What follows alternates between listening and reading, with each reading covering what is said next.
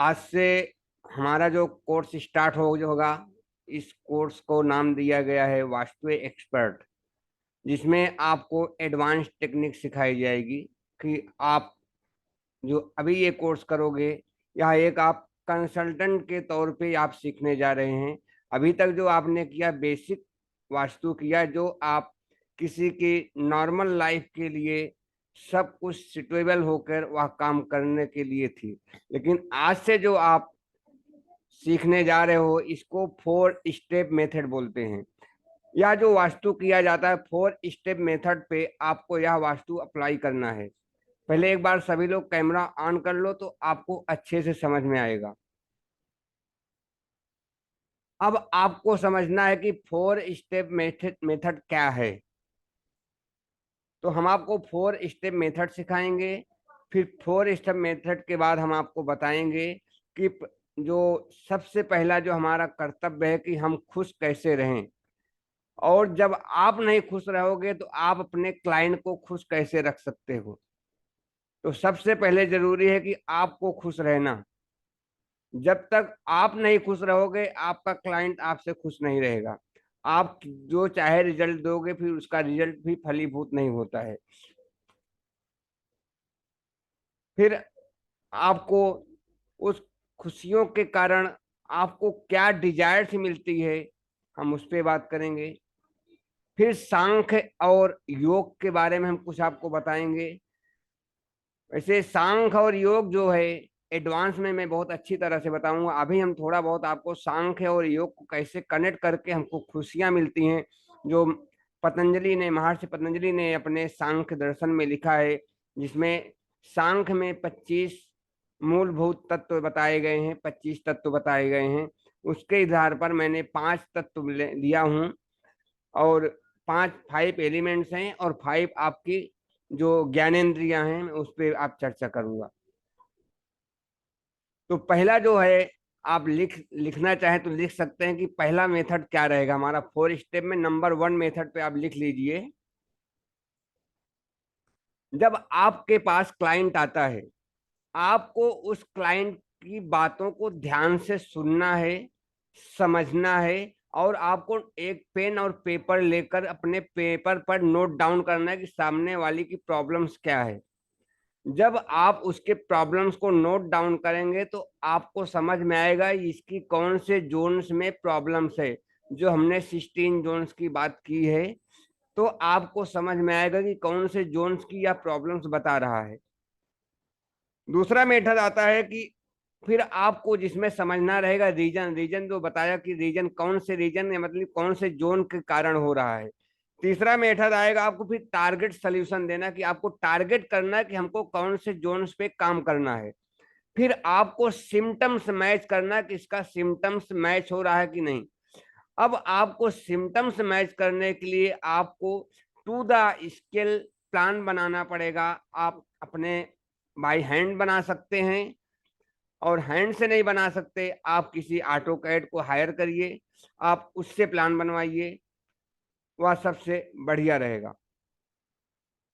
फिर आपको जब ये आप सिम्टम्स मैच करोगे, उसके बाद आपको फिर जो मैंने बताया 5 एलिमेंट्स, फिर 5 एलिमेंट्स मैच करना है कि कौन से एलिमेंट की प्रॉब्लम्स आ रही है।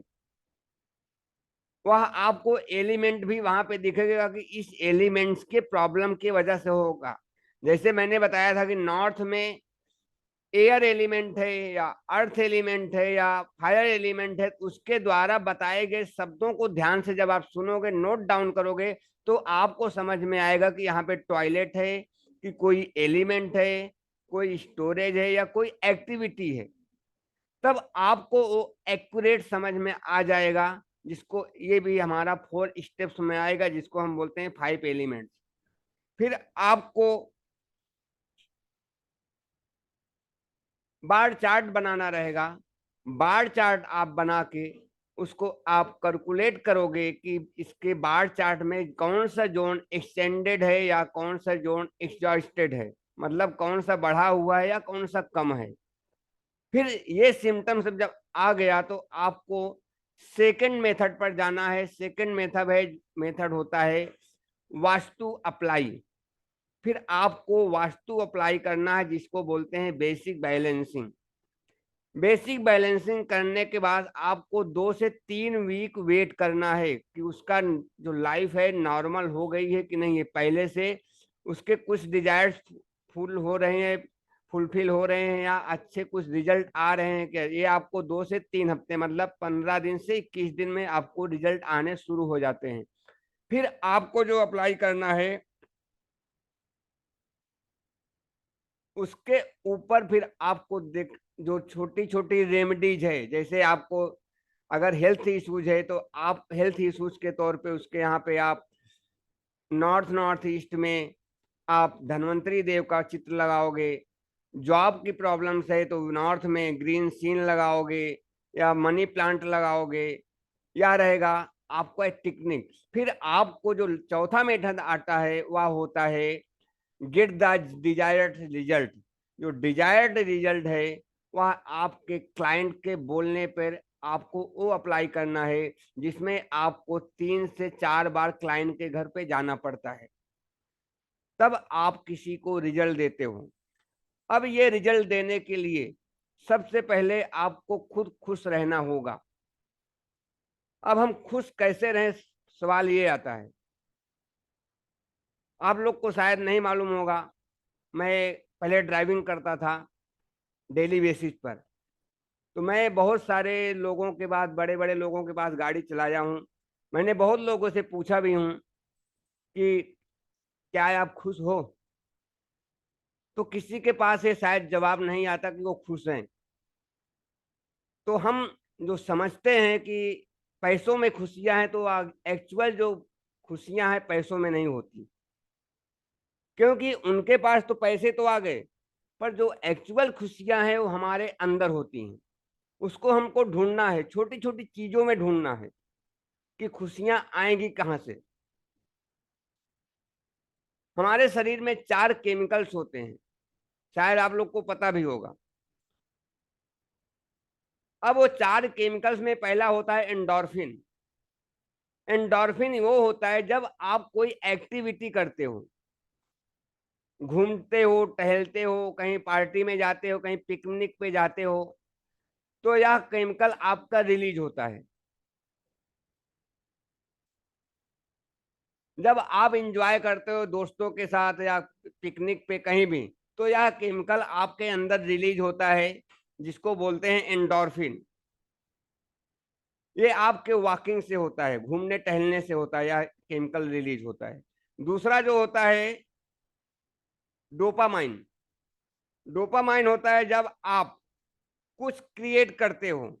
जैसे मान लीजिए आपने एक शर्ट खरीदा, एक कपड़ा खरीदा, कोई एक प्रोडक्ट खरीदा। अब उसको खरीदने के बाद वो आपको एक खुशी महसूस होती है, खुशी का एहसास होता है, वह होता है डोपामाइन। तीसरा जो होता है सेरोटोनियन होता है।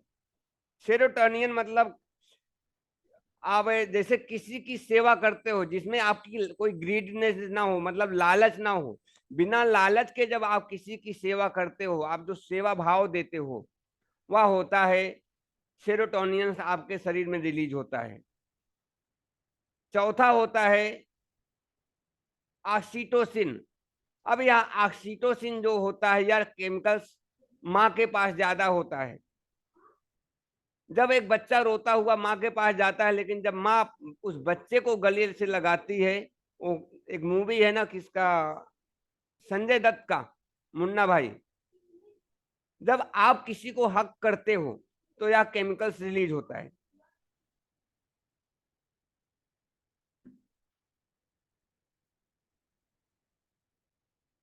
तो अब यह खुश रहने के लिए 4 सिम्टम्स हैं। अब आपको खुशियां ढूंढनी किसमें है। छोटी छोटी चीजों में आपको खुशियां मिल सकती हैं।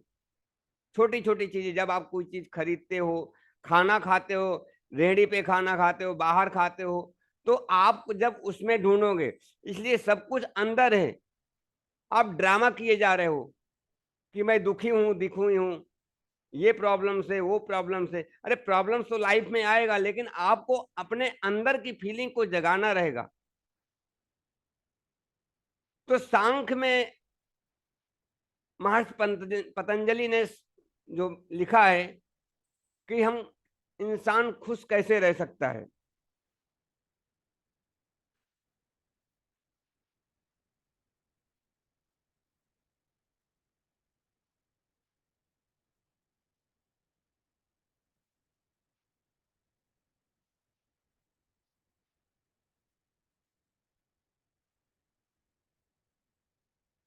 सांख्य कहता है कि जान लो।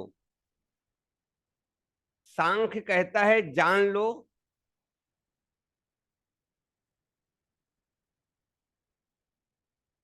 और योग कहता है पहचान लो।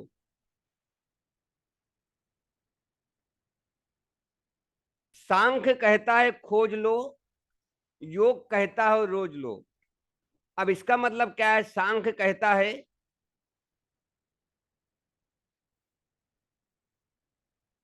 कोई चीज जब तक आप जानोगे नहीं, जैसे मैंने फोर्थ स्टेप मेथड बताया कि आप जब तक क्लाइंट की बात को सुनोगे नहीं तो आप जानोगे नहीं कि प्रॉब्लम कौन से जोन में है। तो सांख्य इसलिए कहता है पहले जान लो, फिर पहचान लो।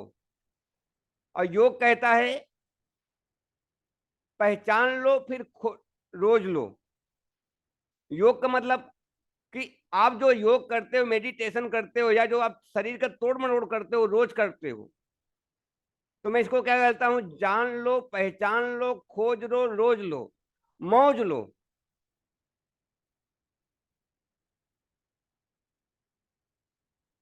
हैप्पीनेस एक सेहत की जैसी है। हैप्पीनेस एक सेहत की जैसी है। सेहत है तो हैप्पीनेस है। पैसा कितना भरा पड़ा है, अगर आपकी सेहत ही अच्छी नहीं है तो आप खाओगे नहीं। डायबिटीज है तो आप रसगुल्ला खा ही नहीं सकते हो।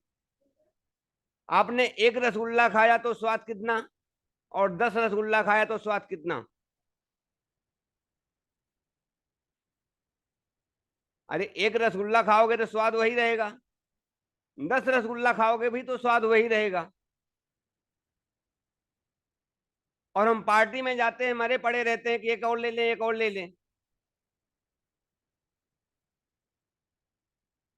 अरे टूट पड़ते हैं ना एक दूसरे के ऊपर। अरे स्वाद तो तुम्हारे अंदर ही है। एक रसगुल्ला खाया तो भी वही स्वाद, 10 खाया तो भी वही स्वाद। तो सांख्य इसी पे बात करता है। 5 तत्व है: वाटर, एयर, फायर, अर्थ और स्पेस। मैं 10 तत्वों पे बात करूंगा। और 5 हमारी इंद्रियां हैं। 5 इंद्रियां जो हैं हमारी, हम उसके द्वारा किसी हैप्पीनेस या खुशियों का एहसास करते हैं। आप लोग ने आईफोन देखा है? आप लोग के पास होगा, मैं तो देखने के बाद आप लोग के पास शायद होगा भी। आईफोन क्या है? आईफोन में आपने देखो एक कटा हुआ एप्पल है। उस कटे हुए एप्पल के, उससे ही उस आईफोन का रेट ज्यादा है। नहीं, उससे अच्छा आपको एप्पो वीवो में भी फीचर्स मिलते हैं। लेकिन स्टीव जॉब्स ने इसी 5 तत्वों को पकड़ लिया, 5 एलिमेंट्स को पकड़ लिया। और 5 एलिमेंट्स हमारी 5 इंद्रियां हैं। किस इंसान को, ह्यूमंस को चाहिए क्या, इसकी डिजायर क्या है। कान का काम क्या है? सुनना। आंख का काम काम क्या है? देखना। नाक का काम क्या है? सूंघना। जीभ का काम क्या है? टेस्ट कैसा है। और स्किन का काम क्या है? स्पर्श कैसा है। अब ये 5 फीचर्स आपके आईफोन में मिलते हैं। आप आईफोन हाथ में लो, उसको देखो, फील कितना सुंदर है, उसकी फीलिंग कितनी अच्छी है। टेस्ट के रूप में उसने क्या दिया? कटा हुआ एप्पल, उसका लोगो। सुनना कैसा है? उसकी वॉइस कैसे आती है। स्मेल कैसा है, आप जब आईफोन खरीदते हो उसके ऊपर देखो, एक स्क्रीन पे क्या रहता है, एक गुलाब का कुछ रहता है ना, उसका जो फीचर्स आता है स्टार्टिंग में। आप लोग के पास, किसी के पास आईफोन है? कोई लिया होगा तो देखो, पहले जब आता था उसमें उसमें ऊपर देता था कंपनी।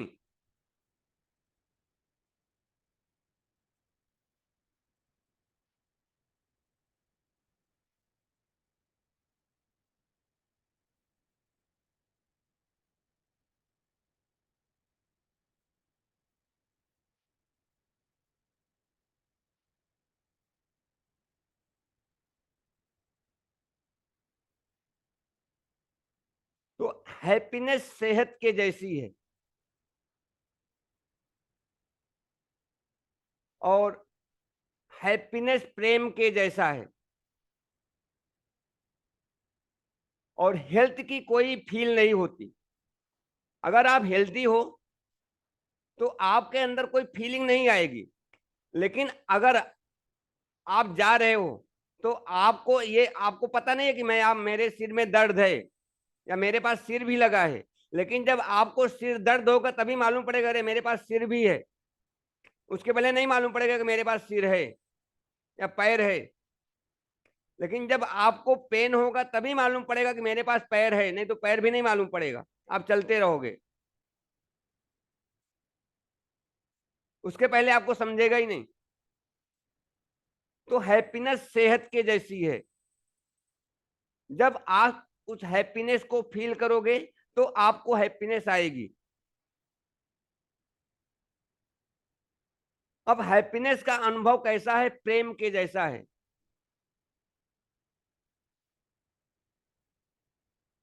प्रेम का टेस्ट कैसा है? प्रेम का टेस्ट पानी के जैसा है। लेकिन आजकल के लोग क्या कर रहे हैं, प्रेम को ढूंढ किधर रहे हैं? वाइन में, विस्की में, बियर में। ये नहीं अच्छा है, ये नहीं अच्छा है। पानी, क्योंकि आपकी प्यास बुझने वाली है पानी से, विस्की से, रम से नहीं बुझने वाली। तो इसलिए प्रेम का स्वाद जो है, उसका टेस्ट कैसा है? पानी के जैसा है।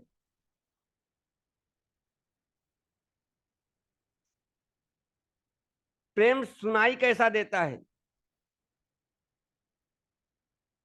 दिल की धड़कन के जैसा।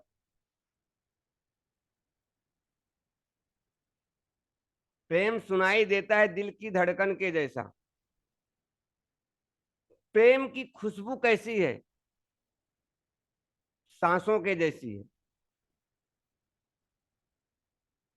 ये हैप्पीनेस के फीचर्स हैं। जब तक आप हैप्पीनेस को नहीं समझोगे, आप प्रेम की भाषा नहीं समझोगे। प्रेम दिखता कैसे है? हम किसी को मिलने जा रहे हैं, दोस्त को मिलने जा रहे हैं, कहीं पार्टी में जा रहे हैं, बन संवर के जा रहे हैं, सच के जा रहे हैं, अरे कहीं ऐसा नहीं हो हमको फेल ना कर दें। लेकिन प्रेम वो है, आप जैसे हो वैसे ही रहो। तुम जैसे हो वैसे फिक्स हो। वो प्रेम है। आपको दिखावा नहीं करना है। अगर आपको दिखावा करना पड़ गया कि मैं तो ये पहन के आया हूं, मैं ऐसा पहन के आया हूं, मैं ऐसे पहन के आई हूं, तब वहां पे प्रेम नहीं है। प्रेम दिखावा नहीं है। प्रेम एहसास की चीज है, सुगंध की चीज है, महसूस करने की चीज है। प्रेम मौन होता है। उसके कोई शब्द नहीं होते, वो मौन रहता है। और प्रेम की फील कैसी है? सेहत के जैसी है। फिर वहीं आके आता है, प्रेम की फील भी सेहत के जैसी है।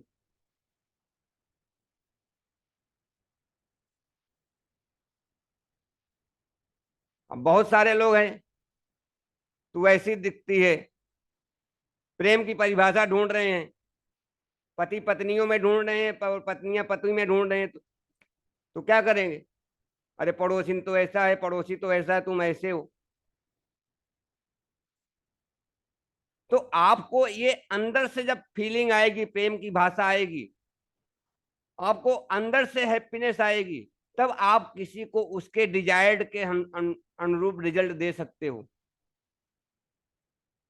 हर एक पल में आपको खुशी ढूंढना है, हर एक चीज खरीदते वक्त खुशी ढूंढना है।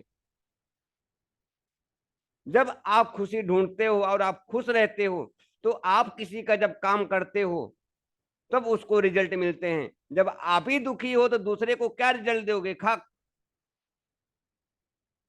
फिर बोलते हो रिजल्ट नहीं आता, रिजल्ट नहीं आता।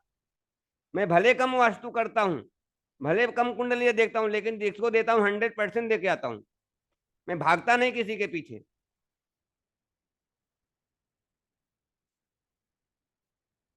पर मैं खुश रहता हूँ, हमको कुछ फर्क नहीं पड़ता। मूवी देखना है, पिक्चर देखना है, गाना सुनना है तो सुनना ही है। नाचना है तो नाचना ही है, खाना है तो खाना है, जो खाना है वो लाना है।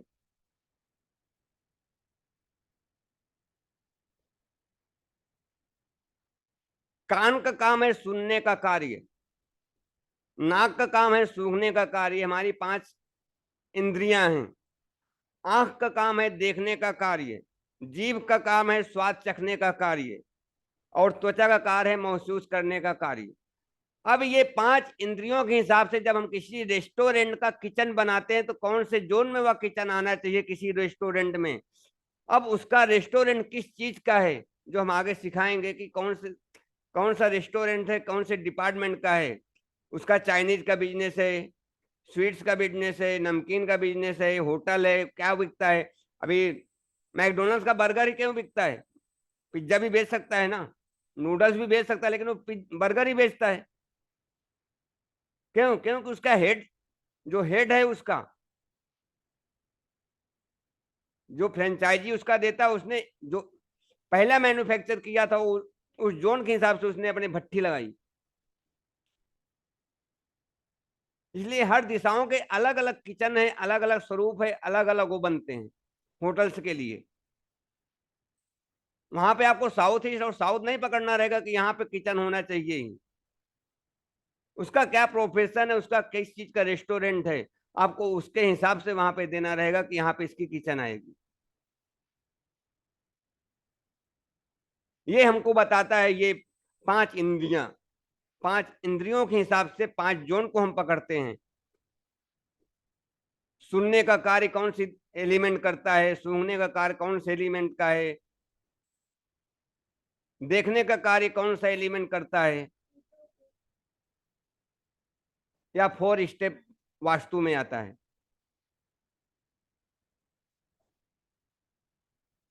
और मैंने क्या उसमें लिख के भेजा था? और कोई चीज बाकी है जो मैंने आप लोग को भेजा हूं उसमें जरा देखिए, और कोई चीज बाकी है? शायद एक और होगा, 5 रिग्रेट्स ऑफ डाइंग पर्सन।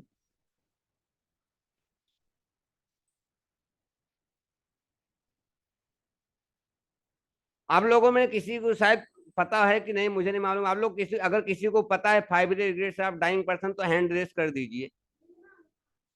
अभी अभी इस क्लास में आप लोग को ज्यादा बोलने का मौका नहीं मिलेगा, आप लोग को सिर्फ सुनना रहेगा, बोलना मेरा काम रहेगा। जिसको जो कैंसर क्वेश्चंस रहेगा कमेंट मैसेज में टाइप करना, तो मैं उसको, या तो हैंड रेस करना तो मैं उसको ओपन करूंगा। यहाँ पे नो डाउट कुछ बाद में आधे घंटे आप लोग के डाउट क्लियर होंगे। हमको कोर्स आराम से और एक एक चीज बताते हुए लेके जाना है। आपको में से किसी को पता है 5 regrets of dying person? Kalpana madam, आप अपना कैमरा ओपन कर लीजिए।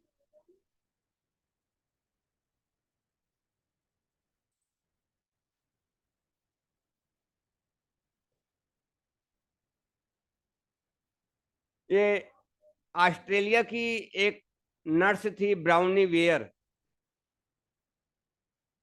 तो वो एक हॉस्पिटल में काम करती थी और वो क्रिटिकल पेशेंट का जो इलाज करती थी, देख रेख करती थी। मतलब जो मृत्यु शैया पे थे, मतलब जो मृत्यु के नजदीक थे, जिनका कोई दिन का ठिकाना नहीं था कि कितने दिन तक ये जिएंगे, कितने दिन तक इस धरती पर रहेंगे, उनका और इलाज करती थी। और उसने हर किसी पेशेंट से उनके बारे में बातें करती थी एकदम फ्रेंड के जैसा, और उसको नोट डाउन करती थी कि वो क्या बोलते थे, उनके बारे में बातें करती थी, उसको नोट डाउन करके वो लिखती थी। तो जिसमें से सभी के अंदर 5 रिग्रेट्स निकल कर आए जो सभी में कॉमन थे, जिसमें से पहला जो था, काश मैं अपनी जिंदगी अपने हिसाब से जिया होता, ये ना सोचा होता कि लोग क्या कहेंगे। आजकल के लोग क्या करते हैं, अपनी जिंदगी अपने हिसाब से नहीं देते हैं, अपनी चाबी दूसरे को दे देते हैं कि लोग क्या कहेंगे, ऐसा मत करो, वैसा मत करो, ये मत खाओ, वो मत खाओ, ये मत पहनो, ये मत खाओ, इधर मत जाओ, उधर मत जाओ, नहीं लोग क्या कहेंगे। क्यों? क्योंकि हमने अपनी चाबी दूसरे को दे के रखी है। ये सभी में कॉमन था, और इसी में उन लोगों ने सारी जिंदगी गुजार दी, और आज मृत्यु शैया पर पड़े हैं जो बता रहे हैं कि काश मैंने अपनी जिंदगी अपने हिसाब से जिया होता तो आज ये नौबत नहीं आती। दूसरी जो रिग्रेट था, काश मैंने अपनी फीलिंग किसी और को बताई होती। अब यहां जो फीलिंग की बात आई है, जो अपनी जो फीलिंग है किसी और को बताना रहता है, लेकिन किसी और का मतलब किसी अपने से, हर किसी से गाना नहीं है फीलिंग को। जैसे अगर आप अनमैरिड हैं तो आप अपने अंदर की बात अपने माता पिता से बता सकते हैं कि हमारी ये फीलिंग है, हमको ये चाहिए, हमको या किसी से प्यार हुआ है, या हमको ये चीज खरीदना है, या हमको यहाँ पे जाना है, हमारी ये तमन्ना है, हमारी ये डिजायर है, कैसे मैं करूं। ये फीलिंग आप अपने माता पिता से, बड़े भाई बहन से शेयर कर सकते हैं। ये रिग्रेट में आता है, अगर आप शेयर नहीं करोगे तो आप अंदर अंदर घुटते रहोगे। तो इसलिए जरूरी है कि अपनी ये डिजायर को या रिग्रेट्स को किसी अपने के साथ, जो आपका दर्द समझ सके, किसी और से ना कहे, आपका मजाक ना बनाए, उसको आपको शेयर करना रहता है। तीसरा जो है, काश मैंने इतनी कड़ी मेहनत ना की होती। अब यहाँ पे ऑर्थर का मतलब ये नहीं कि आप इतनी कड़ी मेहनत मत करो, कड़ी मेहनत आपको करना है, लेकिन उस मेहनत के साथ बहुत लोग क्या करते हैं, सुबह बैग उठाया ट्रेन में भागे, शाम को आए खाना खाए सो गए, क्या इतनी ही जिंदगी है? उसके आगे कोई जिंदगी नहीं है। अरे आपके पास फैमिली है, बच्चे हैं, दोस्त हैं, उनको भी तो समय देना है, उनके साथ भी रहना है। सिर्फ इतनी जिंदगी नहीं है कि ट्रेन में गए, काम पर, तो फिर घर पे आए, खाना खाए और सो गए। इतनी सी जिंदगी नहीं है कि इतनी सी आप मेहनत करो, पर उस हिसाब से मेहनत करो कि एक रिग्रेट ना रह जाए कि काश मैंने मौज नहीं किया, सारी जिंदगी कमाई में ही लगा दिया, कुछ एंजॉय नहीं किया। आर्थर का मतलब ये है। चौथा रिग्रेट है, काश अपने दोस्तों के टच में रहा होता। क्योंकि आर्थर बोल रहा है कि मैं अपनों दोस्तों के टच में कभी नहीं रहा, सारी जिंदगी भागता दौड़ता रहा। शायद आज वही दोस्त को अगर पता होता तो आज दोस्त हमारे आज नजदीक आके हमारी हालचाल पूछता था, ये बेड्स हैं यहाँ पर इस हॉस्पिटल में। आज कोई दोस्त उसके साथ नहीं, क्यों? क्योंकि उसके पास कोई दोस्त ही नहीं है।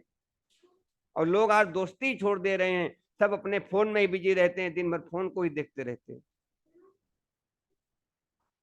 तो जब तक आपके दोस्त नहीं है, आपकी सोसाइटी नहीं है, आपको कमाई ही नहीं होगी, आप कमा ही नहीं सकते हो।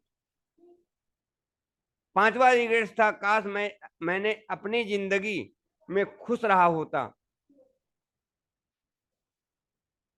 आप खुश रहते ही नहीं हो, हमेशा रोते रहते हो, मेरे पास ये नहीं है, अभी ये कम है, अभी वो नहीं है, आज ये लाना है, आज आटा खत्म हो गया, आज चावल खत्म हो गया, आज कपड़ा फट गया है, आज ये नहीं आया, आज लाइट नहीं आई, आज मोबाइल में रिचार्ज नहीं है। आप इसमें ही परेशान रहते हो तो खुश कहां से रहोगे।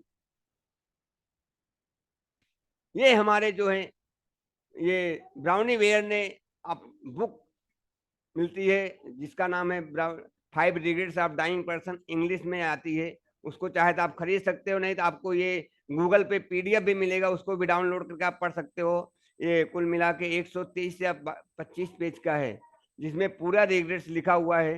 तो मैंने जो मेन मेन टॉपिक था मैं निकाल के मैं आप लोग को बताया।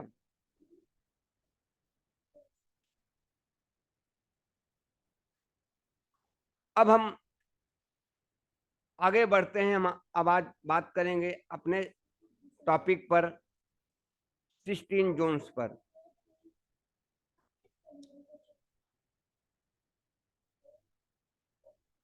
जब आप किसी साइट पर जाते हो,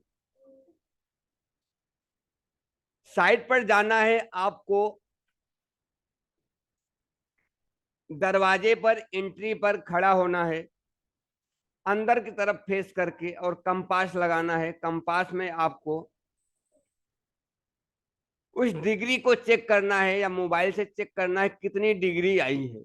आपको डिग्री उसी प्लान पे उस दिशा में लिख लेना है जो डिग्री आई है। मान लीजिए आप उत्तर दिशा के दरवाजे पर खड़े हो, और आपको मुंह करने, जब आप फेस करके अंदर की तरफ खड़े होते तो आपका फेस साउथ की तरफ आएगा।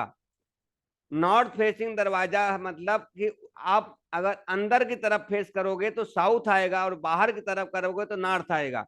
तो आपको अंदर की तरफ मुंह करके खड़े हो जाना है, और कंपास से या मोबाइल से डिग्री निकालना है,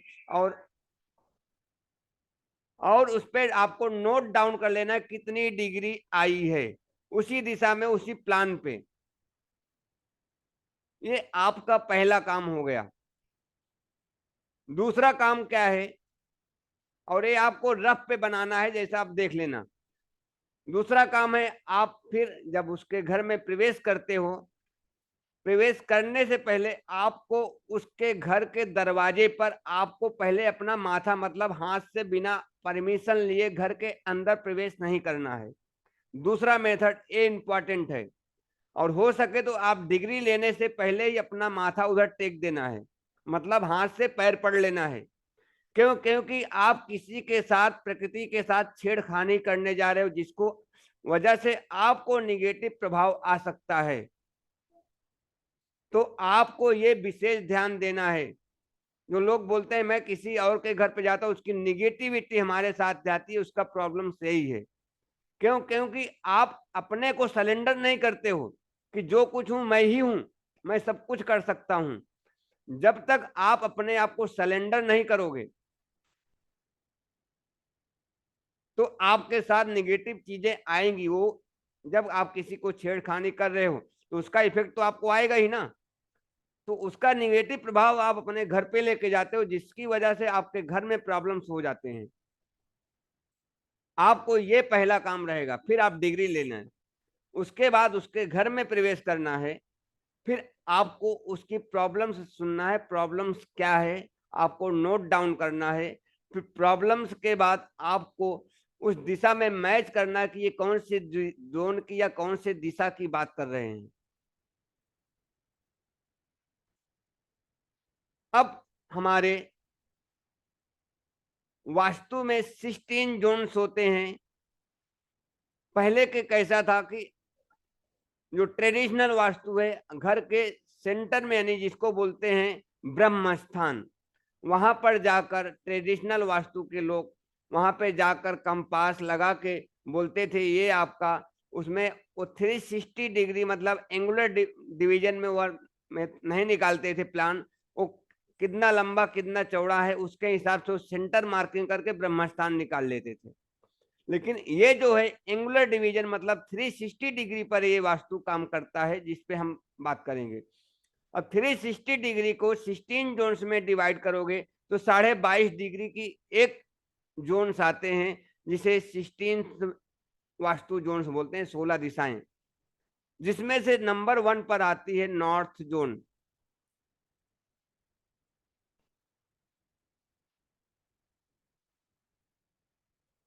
नॉर्थ जोन जिसको बोलते हैं मनी एंड अपॉर्चुनिटी।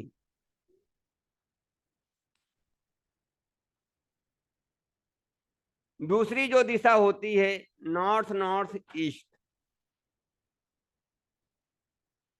इसको बोलते हैं हेल्थ एंड इम्यूनिटी का जोन।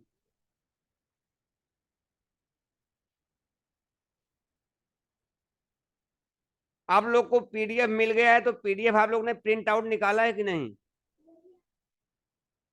अगर प्रिंट आउट नहीं निकाले रहेंगे, अगर निकाले तो ठीक है, नहीं आप समझ लो।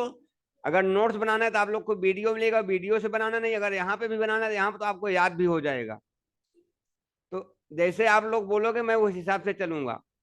अगर सुनना है तो सिर्फ सुनो।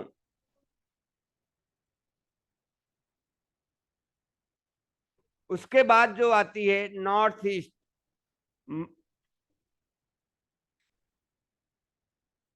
जिसको बोलते हैं क्लियरिटी एंड माइंड। उसके बाद आता है ईस्ट नॉर्थ ईस्ट। अगर आप लोग प्रिंट आउट निकाले हो तो उसको अगर चाहो तो देखते रहोगे तो ज्यादा समझ में आएगा।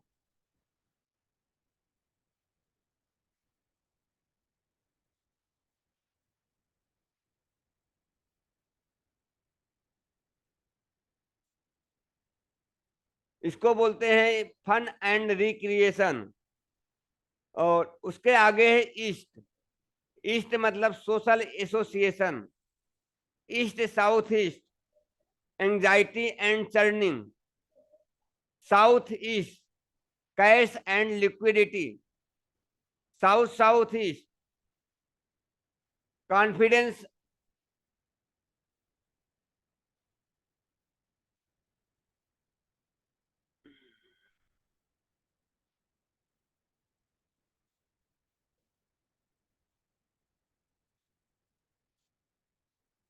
Power and confidence. साउथ है relaxation and fame. South south west है डिस्पोजल,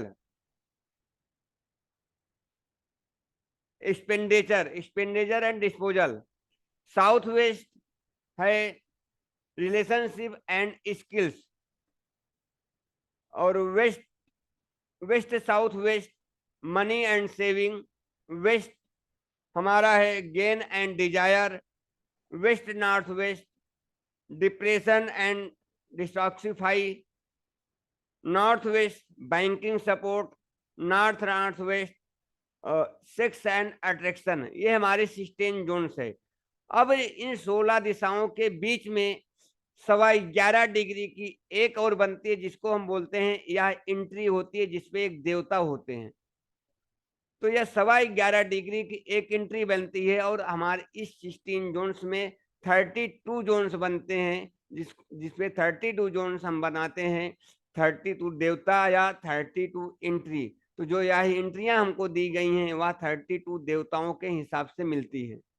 उसमें कौन सी निगेटिव है कौन सा पॉजिटिव है हम आगे बात करेंगे। अब इनके बाद जो आता है हमारा 5 एलिमेंट्स आता है, जिसपे 5 एलिमेंट्स हमारे अब हमारे ह्यूमंस बॉडी से क्या उसका संबंध है और हमारे घर से क्या संबंध है। तो उसमें तीसरा ऑप्शन तो क्या था, व्हाट इज द हाउस, ऐसा कुछ है ना। घर क्या है? घर है रहने योग्य स्थान। मतलब घर, उसका मतलब ये है कि जब आप जहां पर जाके आप रिलैक्स होते हो, आपको खुशियां फील होती हैं, जहां पे आप थक हार कर जाके रिलैक्स करते हो, उसको बोला जाता है घर।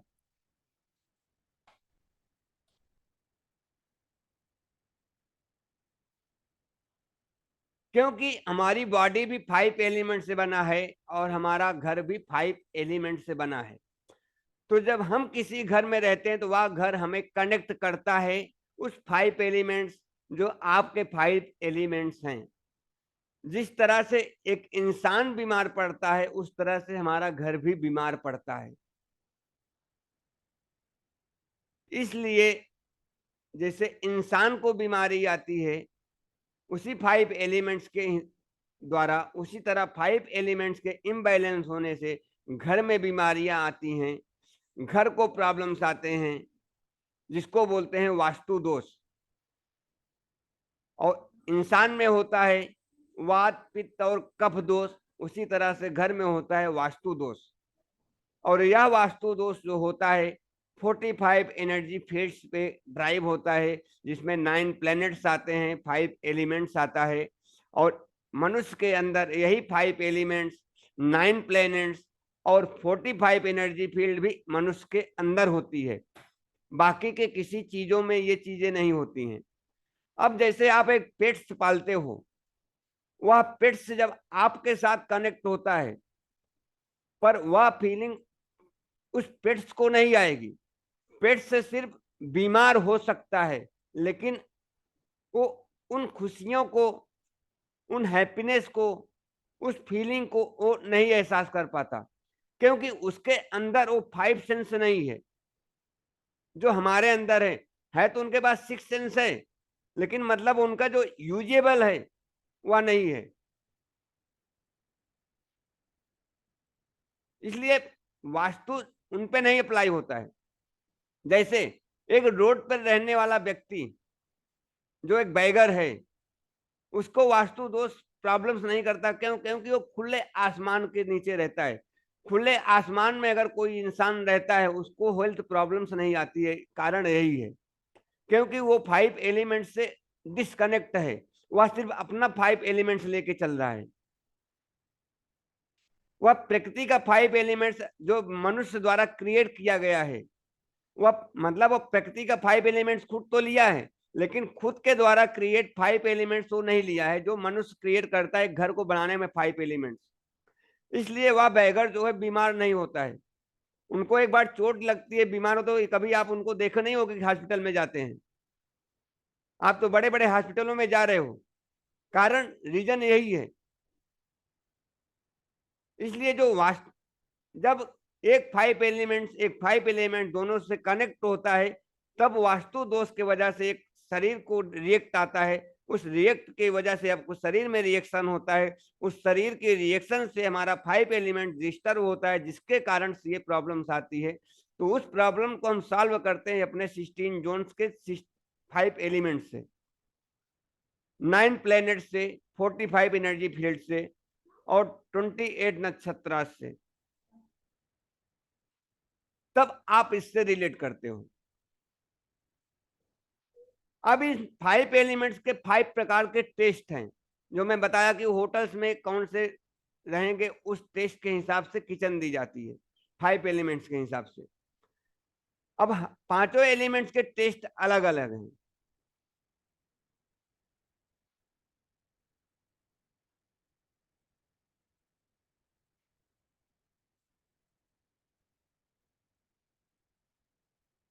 अब जैसे आपके पास कोई क्लाइंट आता है या बात करता है कि हमको अपॉर्चुनिटी नहीं आ रही, जॉब नहीं लग रहा है, हमारे शॉप पर कस्टमर नहीं आ रहा है, आपको जोन नहीं पता है, सिर्फ आप नोट डाउन कर रहे हो, तो अपॉर्चुनिटी नहीं आ रही है, जॉब नहीं लग रहा है, प्रमोशन नहीं हो रहा है, हमको ये प्रॉब्लम्स है, तो आपको ये नोट डाउन करना है कि ये व्यक्ति ने जो हमको क्वेश्चंस किया है या जो हमको बता रहा है, या नॉर्थ जोन की बात कर रहा है, मतलब उत्तर दिशा में प्रॉब्लम्स है।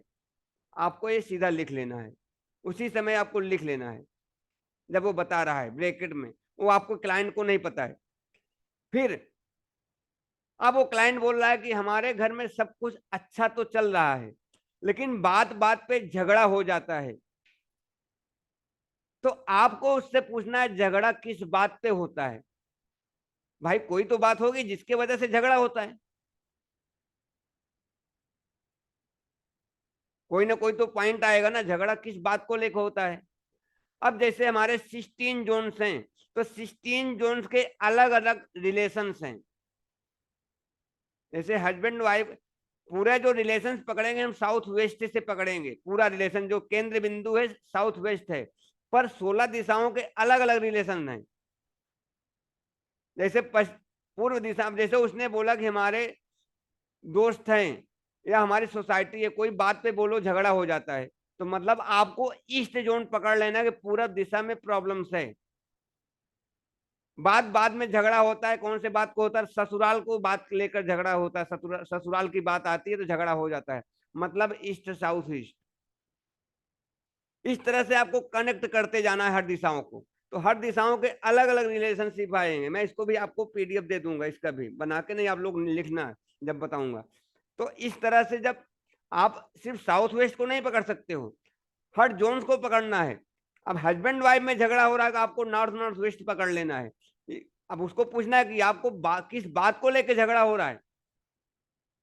मतलब बेडरूम को लेकर झगड़ा हो रहा है, बेड्स की प्रॉब्लम्स की वजह से झगड़ा हो रहा है, तो मतलब अट्रैक्शन में प्रॉब्लम्स है, एक दूसरों में, किसी एक में। मतलब बोलते हैं जो 36, एक इधर मुंह करके सो रहा है, एक उधर मुंह करके सो रहा है। आप बात समझ गए ना? तो प्रॉब्लम्स इस जोन में है। तो आपको इस तरह से कनेक्ट करना रहेगा। इस तरह से हम 16 जोन्स के अलग अलग रिलेशनशिप है।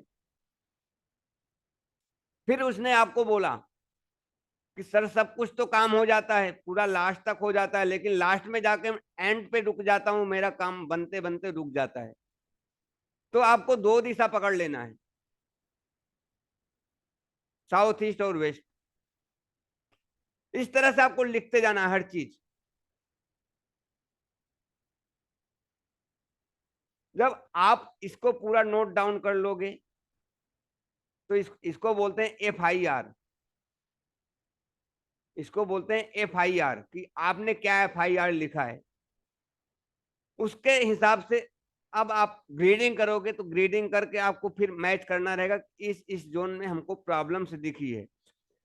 अब उस जोन को फिर आप रिलेट करोगे कि इस जोन में जो प्रॉब्लम्स आई है एक्टिविटी की वजह से आई। अब एक्टिविटी मतलब उस जोन की जो एक्टिविटी है, जैसे नॉर्थ जोन की एक्टिविटी क्या है, मनी एंड अपॉर्चुनिटी। अब दूसरी जो प्रॉब्लम्स आएगी यूटिलिटी की वजह से। यूटिलिटी क्या है, आपने जो यूटिलिटी, मान लीजिए आप, यूटिलिटी क्या है, आपने चूल्हा रखा है, मिक्सर रखा है, फ्रिज रखा है, वॉशिंग मशीन रखा है। ये जो रखा हुआ चीज है इसको बोलते हैं यूटिलिटी। इसको बोलते हैं यूटिलिटी। तो आपको रिलेट करना कि यूटिलिटी में प्रॉब्लम्स है कि एक्टिविटी में प्रॉब्लम्स है कि एलिमेंट में प्रॉब्लम है। वो बात से आपको समझेगा कि जैसे जैसे आप आगे बढ़ते जाओगे आपको समझता जाएगा कि यहाँ यहाँ पे यूटिलिटी का प्रॉब्लम्स है कि एक्टिविटी का है कि एलिमेंट का प्रॉब्लम्स है। अब जैसे जैसे आप आगे बढ़ते जाओगे इसमें क्लास में, उस हिसाब से आपको 15 दिन में, मतलब 15 दिन 12 दिन जो क्लास चलेगा, आपको पूरा एकदम डिटेल में समझ में आ जाएगा कि सामने वाला कौन सी बात कर रहा है। तो आप अपने घर पे ही बैठ के बताओगे तुम्हारे इस घर में इस जगह पे है, वो हटा दो तो आपका काम हो जाएगा। ये आपका हो गया बेसिक में। फिर एडवांस में आपको क्या करना रहेगा। अब आपने 3 स्टेप तो निकाल दिया, 4 स्टेप जब आपको जाना रहेगा, 4 स्टेप में आप जाता है आपको, जिसमें 2D रेमेडी और 3D रेमेडी। तो जो 2D रेमेडी है वह टाइम लेती है, और 3D रेमेडी टाइम नहीं लेती। 3D रेमेडी अर्जेंट में आपको 48 आवर्स के बाद या 72 आवर्स के बाद रिजल्ट दिखाना चालू कर देती है। और 2D रेमेडी बिटवीन 15 दिन लेती है, लेकिन 3D 72 आवर्स में स्टार्ट हो जाती है। और जो देवता कोर्स आप करोगे वो देवता कोर्स MAGET 55 मिनट पे स्टार्ट हो जाता है। और एस्ट्रो वास्तु जो होता है वह 10 सेकंड के अंदर में स्टार्ट होता है। जब इस तरह से आप रेमेडी करते हो तो रिजल्ट क्यों नहीं आएगा।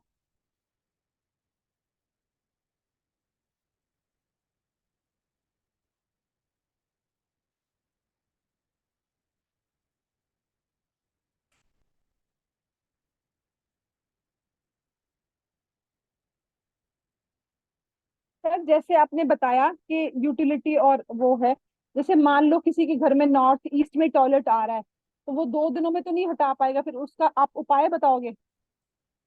उसका उपाय ही रहेगा ना। अच्छा, ठीक हम्म। है सर।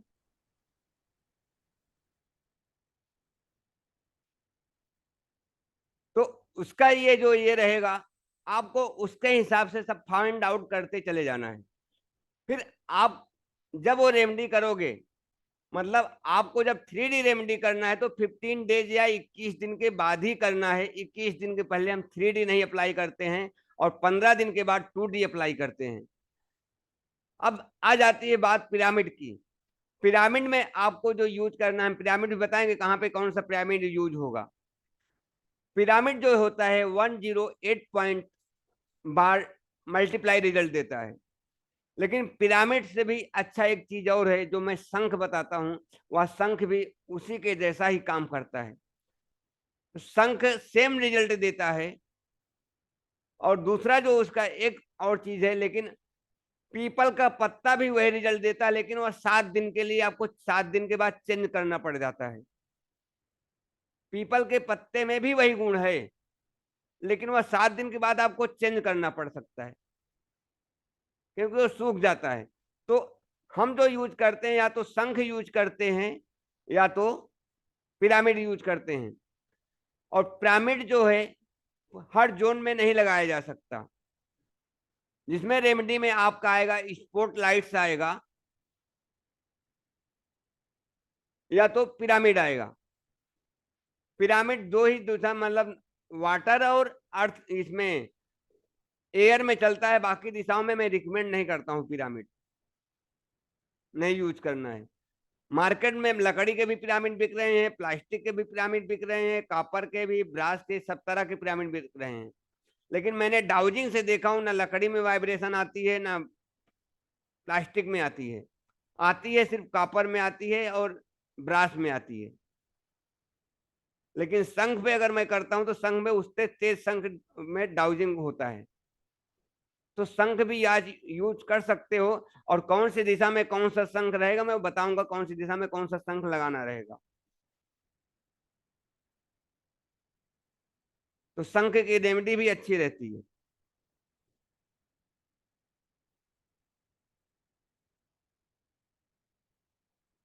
अब अब अगला क्या चीज था?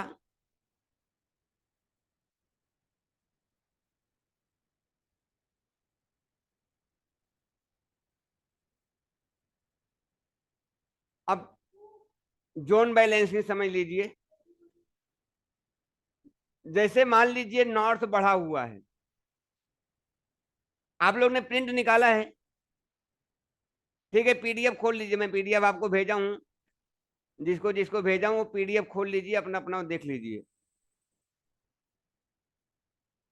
कल्पना मैडम आप भी खोल लीजिए पीडीएफ। रजनी मैडम, फिरोज, फिरोज भाई, पीडीएफ खोल लीजिए। पीडीएफ में आप लोग देखिए।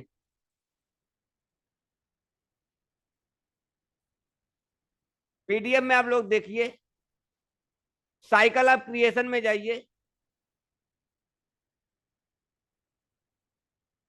Water element creation air, water create करता है एयर को, और एयर क्रिएट करता है, जो फर्स्ट वाला पीडीएफ है।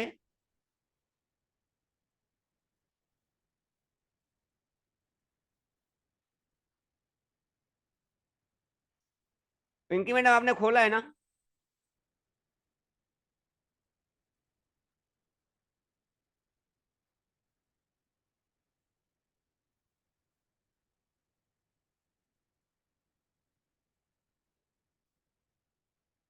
चौथे नंबर पे हो पीडीएफ, चौथे नंबर पे साइकिल ऑफ क्रिएशन।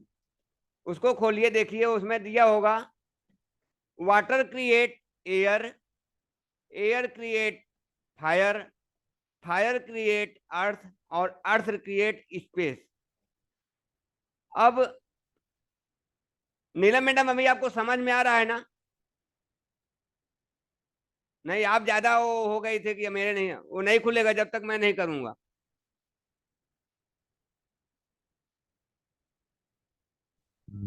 हाँ हो रहा है। अभी हो रहा है ना? इसलिए आपका ही जी। ज्यादा प्रॉब्लम था।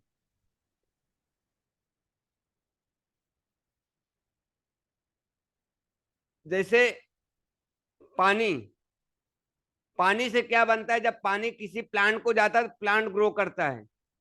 तो प्लांट, पानी जो है प्लांट को ग्रो करता है, मतलब प्लांट बनता है, तो उसको बोलते हैं एयर एलिमेंट। अब एयर एलिमेंट क्या करता है, मतलब प्लांट क्या करते हैं, वो आग बनाते हैं, वो जलते हैं तो आग जलती है। तो एयर से क्रिएट हुआ फायर, मतलब जल से पैदा हुआ पेड़, पेड़ से पैदा हुआ अग्नि। अब अग्नि जब बुझ गई तो अग्नि से पैदा हुआ क्या? मिट्टी। अग्नि जब बुझती है तो राख बनता है। तो राख क्या बन गई? जब उसका ढेर जमा कर दोगे, इकट्ठा कर दोगे, तो अर्थ बन जाएगा ना, स्टोरेज होगा ना। तो वो हो गया स्टोरेज, अर्थ एलिमेंट।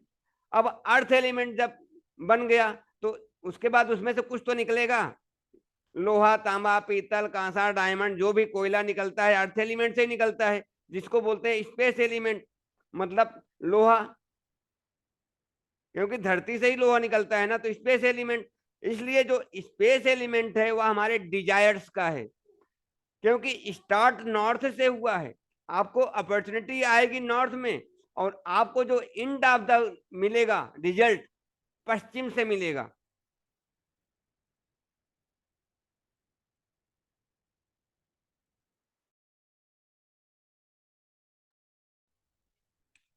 तब इसलिए जो स्पेस एलिमेंट दिया गया है डिजायर का दिया गया है, क्यों? क्योंकि नॉर्थ से स्टार्ट होता है, स्पेस में जाके इंड होता है, इसलिए हमारी डिजायर वेस्ट से पूरी होती है। इसीलिए जब आप जन्मपत्री में देखोगे, जन्मपत्री में भी जो डिजायर होता है 11th हाउस होता है जो स्पेस एलिमेंट है, और वो राशि भी इक्वेरियस आती है, जो इक्वेरियस राशि इसीलिए शनि देव की है, और वेस्ट दिशा भी शनि देव का है, उसका रीजन यही है, इसीलिए 11th राशि को वेस्ट में दिया गया है।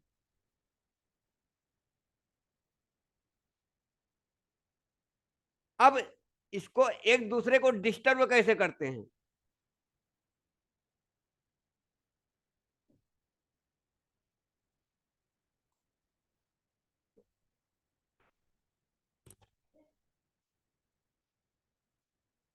अब वाटर को प्रॉब्लम कौन कौन सा कर सकता है?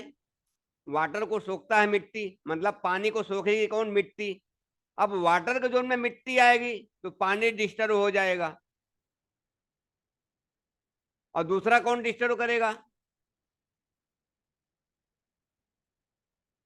उसमें देखो अभी जो सेकंड वाला होगा, साइकिल ऑफ डिटेक्शन, वाटर को सिर्फ मिट्टी ही प्रॉब्लम कर सकती है, बाकी और कोई प्रॉब्लम्स नहीं करेगा। क्यों? क्योंकि वाटर के जोन में अगर फायर भी आएगी तो फायर बुझ जाएगी, प्रॉब्लम्स फायर को होगी, वाटर को नहीं होगी। डिस्टर्ब तो होगा वाटर पर, उतना डिस्टर्ब नहीं होगा जितना फायर डिस्टर्ब होगा। अब एयर एलिमेंट को डिस्टर्ब कौन करेगा? लकड़ी को, वुड को। वुड को डिस्टर्ब करेगा स्पेस एलिमेंट और अर्थ एलिमेंट। स्पेस एलिमेंट क्यों डिस्टर्ब करेगा? क्योंकि स्पेस एलिमेंट होता है मेटल्स, मेटल से बनता है कुल्हाड़ी आदि जो कुछ बनता है, सीजर वगैरह सब मेटल से ही बनता है। मेटल्स क्या करते हैं? प्लांट को काट देते हैं, मेटल्स प्लांट को काट देते हैं। तो जब स्पेस एलिमेंट एयर एलिमेंट में आएगा तो वह उनको काट देगा, तो डिस्टर्ब यहाँ पे एयर एलिमेंट को कौन करेगा? Space element. अब फायर एलिमेंट को डिस्टर्ब कौन करेगा? स्पेस एलिमेंट, वाटर एलिमेंट दोनों करेंगे। स्पेस एलिमेंट अब क्या करते हैं? अग्नि, अग्नि में लोहा जाएगा तो लोहा क्या करता है? पिघल जाता है। वाटर जाएगा तो अग्नि को बुझा देगा। लेकिन यहाँ पे स्पेस को प्रॉब्लम्स होगी, फायर को प्रॉब्लम्स नहीं होगी। क्यों? क्योंकि फायर ही जला रहा है, वो स्पेस को गला रहा है ना, लोहे को।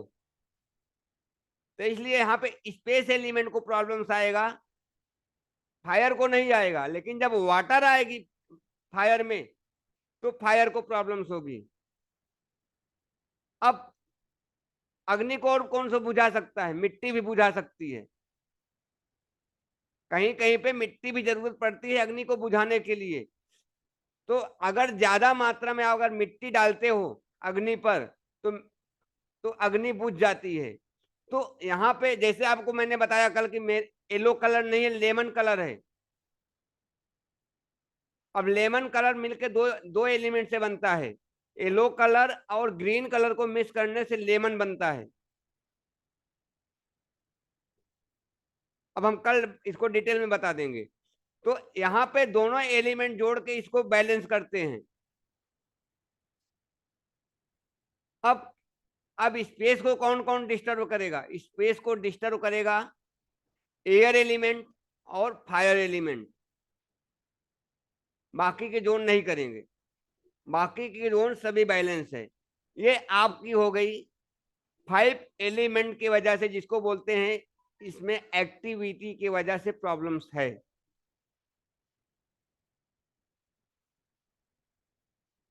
अब जैसे मान लीजिए आपका साउथ में प्रॉब्लम्स है, तो साउथ में जो प्रॉब्लम्स आएगी किसके वजह से आएगी?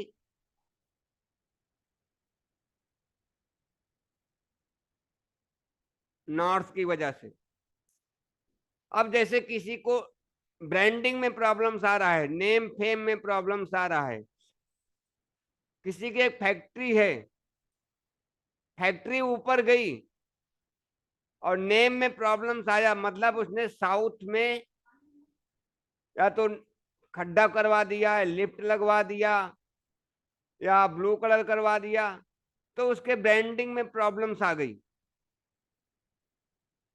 क्योंकि तभी तो उसका नाम डूबा ना। नाम डूबा तो उसका नेम फेम दोनों गया, तो प्रॉब्लम्स आ गई। क्योंकि ब्रांडिंग हम साउथ से करते हैं, बाकी कोई जोन नहीं है। पॉलिटिक्स वालों के लिए दो ही जोन इंपॉर्टेंट है, ईस्ट और नॉर्थ साउथ। ये दोनों आप मजदूर मजबूत कर दिए उनके, उन हो गया काम। क्योंकि उनको ईस्ट से लोगों से जुड़ना है, साउथ से उनको नेम फेम लेना है।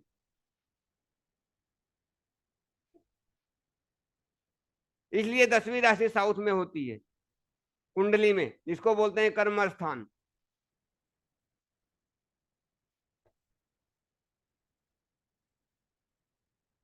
तो इसी वजह से दोनों कनेक्ट होता है। 5वीं राशि होती है ईस्ट में, और कुंडली में 5वां स्थान भी वही है, ईस्ट में ही आता है। ना कुंडली अलग है ना वास्तु अलग है।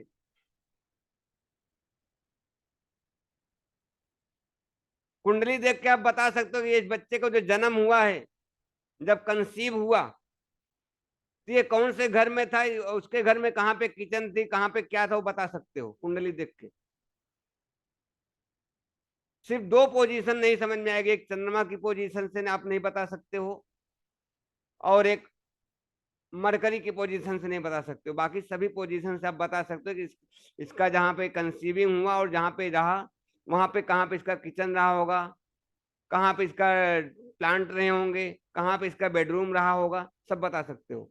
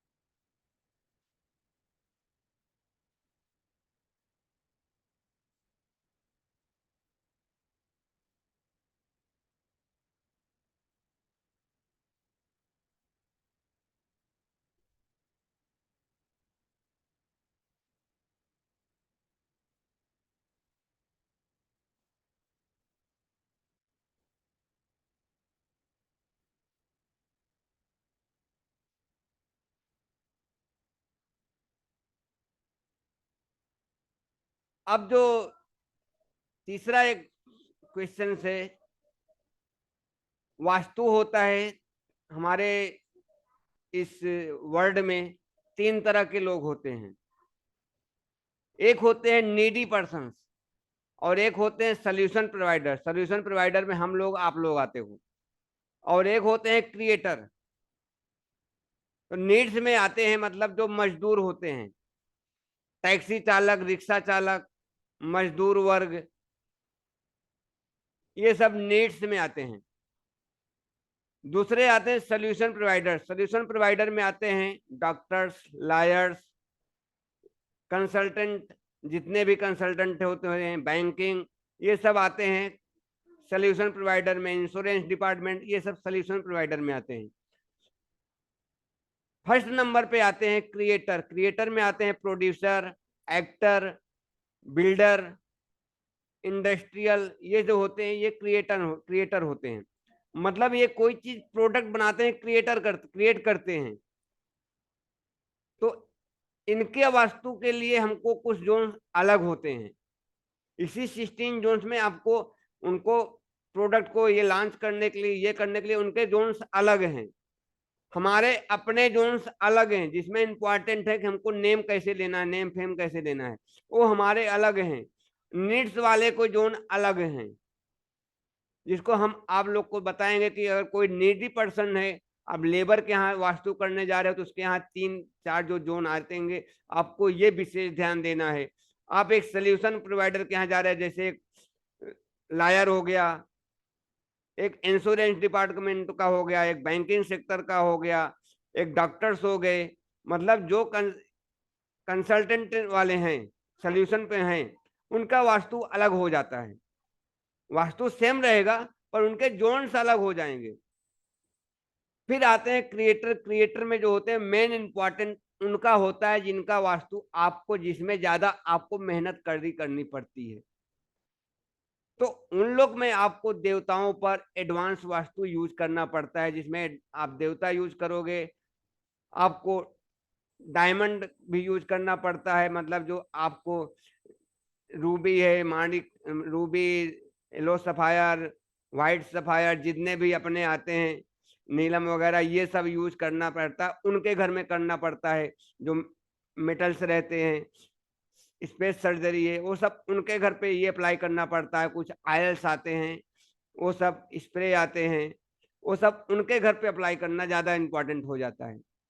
क्यों? क्योंकि वो क्रिएटर, वो क्रिएट कर रहे हैं, उनके वजह से हम चलते हैं, क्रिएटर की वजह से हम चलते हैं, हमारी वजह से नीड्स वाले चलते हैं। ये सृष्टि का नियम है। तो फर्स्ट नंबर उनका, सेकंड नंबर पे सोल्यूशन प्रोवाइडर, थर्ड नंबर पर नीड्स। अब जो जैसे एक हॉस्पिटल भी है, तो हॉस्पिटल्स भी वो सोल्यूशन प्रोवाइडर में आता है, होटल भी सोल्यूशंस में आते हैं, ये सब सोल्यूशंस में आएंगे, ये क्रिएटर में नहीं आएंगे। क्योंकि सोल्यूशन, हॉस्पिटल कुछ बना नहीं रहा है, वो आपको सलाह दे रहा है। होटल भी कुछ बना नहीं रहा है, वो भी आपको प्रोवाइड कर रहा है, क्या? सर्विस प्रोवाइड कर रहा है। लेकिन इंडस्ट्री सर्विस नहीं प्रोवाइड कर रही हो, कुछ क्रिएट कर रही, कुछ बना रही है। एक किसान, किसान भी कुछ क्रिएट कर रहा है, किसान भी एक क्रिएटर है। किसान को ये मत समझना कि वो नीड्स वाला है।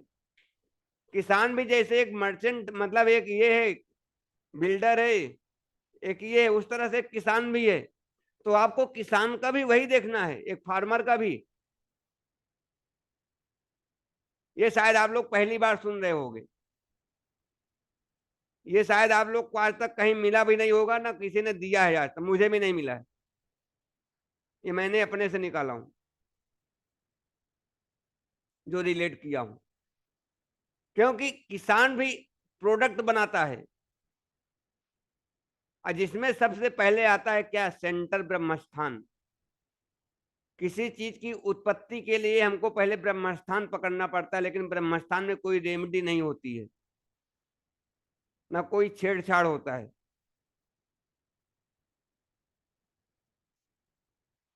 तो जब इन 3 तरह से आप किसी का फाइंड आउट करते हो,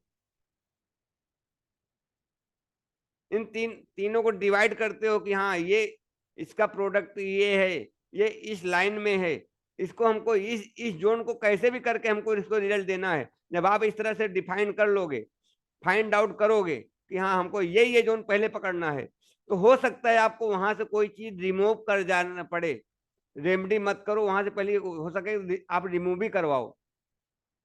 अब टॉयलेट तो बेचारा रिमूव नहीं कर सकता, लेकिन हो सकता है आपको गैस चूल्हा है तो उसको वहां से चूल्हा हटवा ही दो। एक बार उसके नीचे आप बर्नर के नीचे कुछ रखो मत, हो सकता भाई इधर से उधर कर दो, वो ज्यादा बेटर है। थोड़ा खर्चे करवा ले। उसके यहाँ वर्चुअल एंट्री दे ही दो, क्योंकि वो क्रिएटर है। आपने उसकी एनर्जी ब्लॉक कर दी तो क्रिएट कैसा करेगा? प्रॉब्लम्स आ ही जाएगी। अब वर्चुअल एंट्री में सिर्फ राड ही नहीं डालना रहता, उसमें और सारे मेथड है। लेकिन आप लोग सिर्फ सुने होंगे कि राड डाल के वर्चुअल एंट्री क्रिएट हो गई, वो नहीं है। उसके लिए अलग मेथड है। वर्चुअल एंट्री में राड तो डालना ही रहता है, उसमें कुछ और डालना रहता है, तब उसके रिजल्ट आते हैं। इसलिए कि बहुत सारे लोग वर्चुअल एंट्री डाल के बैठे हैं, रिजल्ट नहीं आ रहा है। क्यों नहीं आ रहा? उसका कहीं से उसका एनर्जी नहीं मिल रही तो कहाँ से आएगा? नहीं तो आप ऐसा एक होल भी मार दोगे तो आ जाएगा, रिजल्ट आ जाना चाहिए ना। वो भी तो दरवाजा हो गया, एनर्जी आएगी जाएगी ना। लेकिन एनर्जी तो हमको जमीन से लेनी है ना।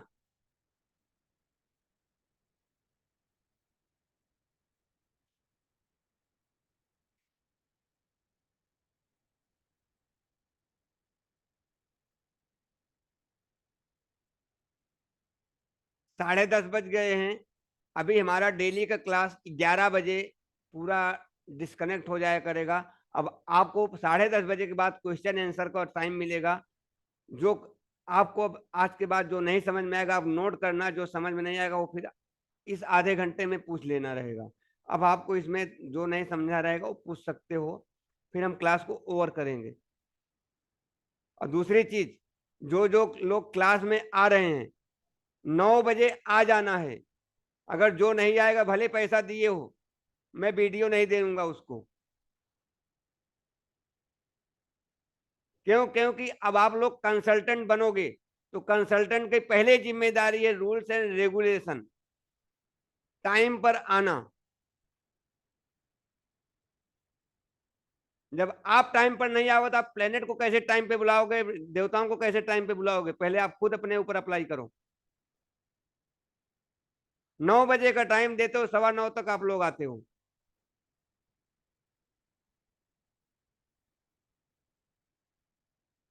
कल्पना मैडम बोलिए।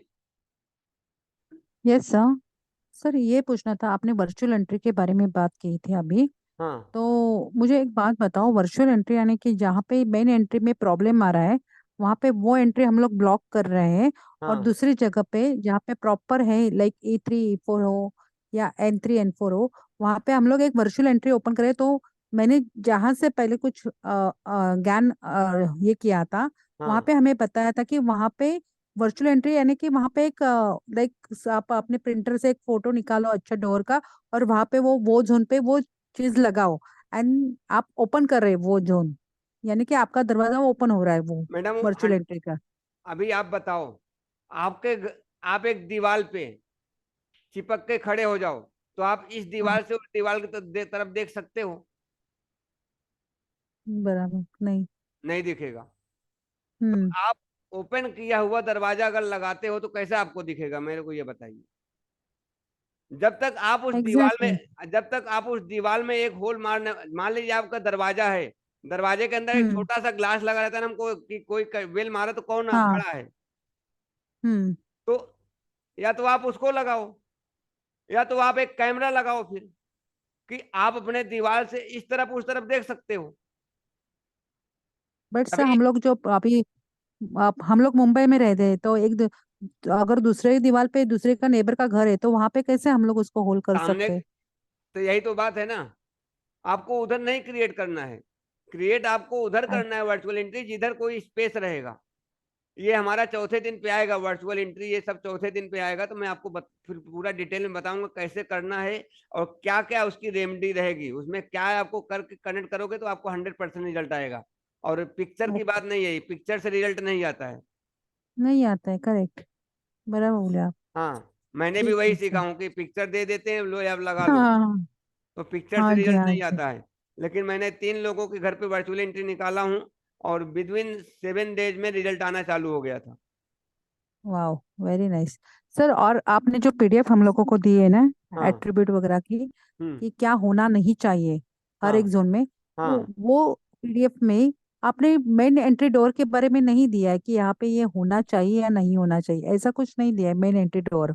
नहीं, एंट्री का रेमेडी बताऊंगा ना। अभी जो मैं उसमें क्या होना चाहिए क्या नहीं होना चाहिए, जो मैं बताया कि नहीं, 3 तरह के लोग हैं। नीडी पर्सन, सोल्यूशन प्रोवाइडर और क्रिएटर।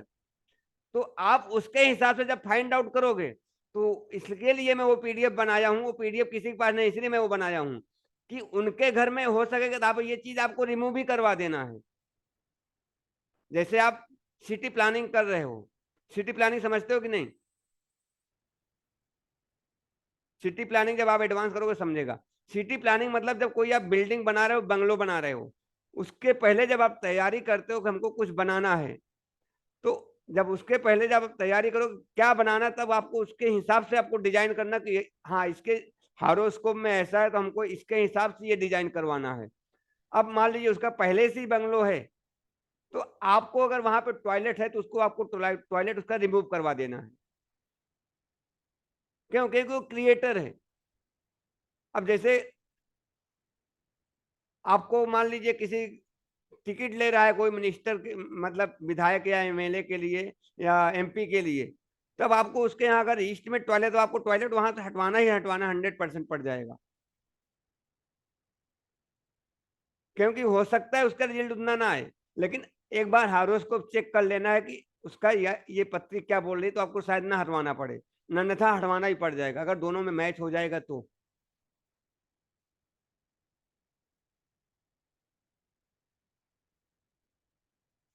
नहीं तो इट इज द बेस्ट। अगर है तो आप रेमेडी करके रिजल्ट दे सकते हो। बाकी दोनों लोग के यहाँ चल जाएगा, उनके यहाँ भी चलेगा, ऐसी बात नहीं है। क्योंकि उनको आप उनके लिए काम कर रहे हो, तो आप जब उनके लिए काम कर रहे हो तो आपके लिए वो जरूरी हो जाता है। तो हो सकता है तो आप हटवा ही दो।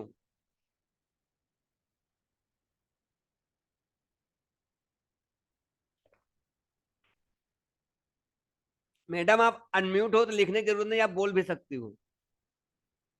जो अनम्यूट है, जो म्यूट है ना, वो टाइप कर सकता है।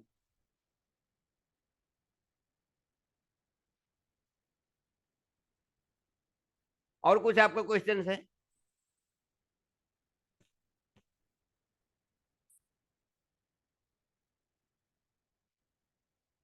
कल्पना मैडम। यस यस सर, मैं मेरा म्यूट हुआ था ना, इसलिए मैं नहीं बोल नहीं पा रही थी। हाँ। सर, नहीं नहीं, अभी आपने जो ये किया है उसके बारे में पता चला है। अभी कुछ अलग चीज सीखने को मिलेगी ये क्लासेस में बहुत, जो कि पहले नहीं सीखी है मैंने। कुछ नहीं, बहुत ज्यादा सीखने को मिलेगा। एक बार आप अपना भेज तो यस। दिखाओ। क्योंकि अभी बच्चे को सुला रही थी ना, तो इसलिए थोड़ा सा नाइट में ये हो अच्छा, रहा है। ठीक है, चलेगा। ओके। Okay okay sir. ठीक है। Thank you sir. वेलकम। और किसी का कुछ, जिसका बेसिक का कुछ रह गया हो तो पूछ लो। इसलिए शायद अब आप लोग से अभी मौका नहीं मिलेगा। अब कितने कभी का आना रहेगा पता नहीं। किसी का बेसिक में कोई क्वेश्चन है आज तक? फिरोज भाई, आपको समझ में आ रहा है? अभी आप रोज 9 बजे आ जाना, आपका क्वेश्चन ज्यादा रहता है।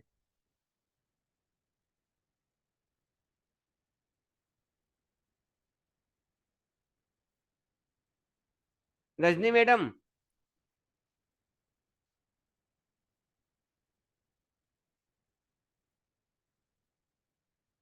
शोभना सर आपका। नमस्ते सर। नमस्ते। आप अपना प्लान बार जी सर। चार्ट के साथ रेडी रखना, उस पे हम काम करवा देंगे यहीं पे। Okay sir. जैसे ये क्लास खत्म होगा, जी सर। मतलब बेस ये अपना ये वास्तु का, देवता के जी पहले, सर। देवता के जी पहले सर। हम उसको क्लियर करवा देंगे। ठीक है। द- कल वल को करवा दो सर, कुछ कहीं से रास्ता खुल जाए कुछ। रास्ता तुरंत नहीं खुलता है, टाइम लगता है। जब देवता करोगे तब रास्ता खुलेगा, तो बाद में ही करो। खुलवा खुलवा ही दोगे आप, बस ऐसा लग रहा है। लेकिन बाकी के लोग अभी नहीं तैयार, अभी सब लोग पहले पहले सीखो फिर करो। पहले नहीं कर लोगे सर, नहीं सीख पाओगे। सर आपने ना तो मेरे और बहन जी थी वो नीलम मैडम, उसके दो के प्लान रह गए थे, बाकी सबके देख लिए थे आपने। कौन नीलम मैडम का रह गया था प्लान? नीलम मैडम तो कल आके मेरे घर पे अपना प्लान बनवा के गई। दो के रह गए थे, बाकी सबके देख लिए थे सर आपने। नीलम मैडम आ गई कल आके अपना सब करके गए मेरे घर पे। तो सर मैं कैसे आऊँ मुंबई, मैं तो बहुत दूर हूँ आपसे। आ जाओ।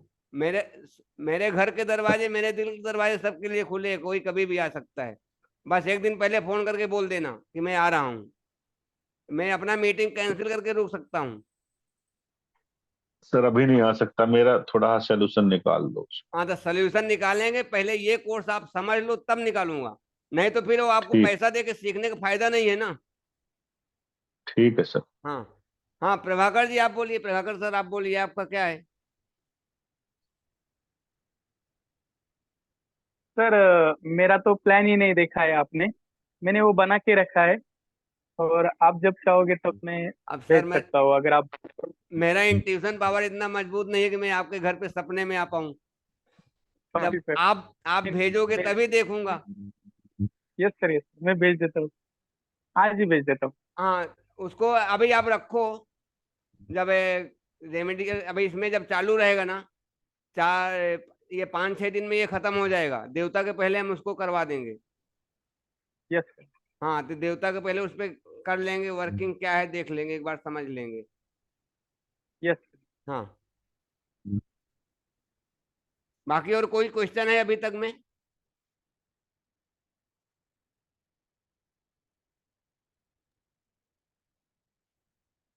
समझ में आ रहा है कि नहीं? यस सर, आ रहा आप किस में आते हो, नीडी में आते हो, सोल्यूशन प्रोवाइडर में कि क्रिएटर में? है। अभी तक कंफ्यूज हूँ, समझ में नहीं आ रहा। आप लोग नीड्स में आते हो, नीड्स में, जॉब ओके वाले सर। नीड्स में आते हैं। Yes sir, yes. ये क्वेश्चन मैं बहुत लोग से पूछता हूँ, सब कंफ्यूज हो जाते हैं, बोलते हैं कि ये क्या चीज है। आप नया पूछ लिए। नहीं सर, ये पहली बार सुना ना आज, इसीलिए कंफ्यूज हो कि नहीं हम हाँ आते किसमें। नीड्स में आते हैं, इसलिए कि आपको एक यस। फिक्स पेमेंट मिलता है ना, जिससे आप अपनी लाइफ सिर्फ जी सकते हो। उससे कुछ नया नहीं रच सकते हो, मतलब आप अपना अगर संसार नया रचना करना चाहो तो नहीं कर सकते हो ना। आपकी सैलरी फिक्स है।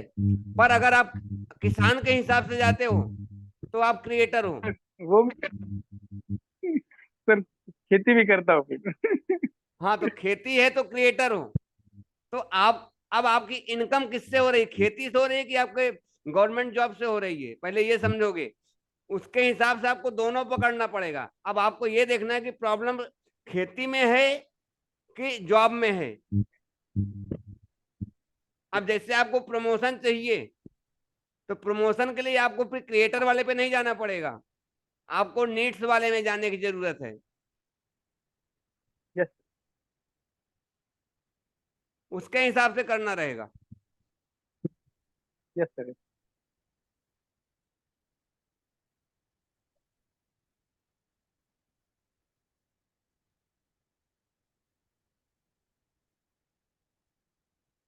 हाँ सर आप किस में आते हो?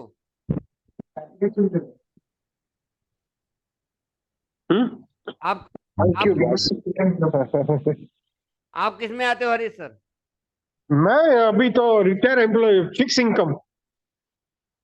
अरे फिक्स इनकम आपका रेस्टोरेंट है ना?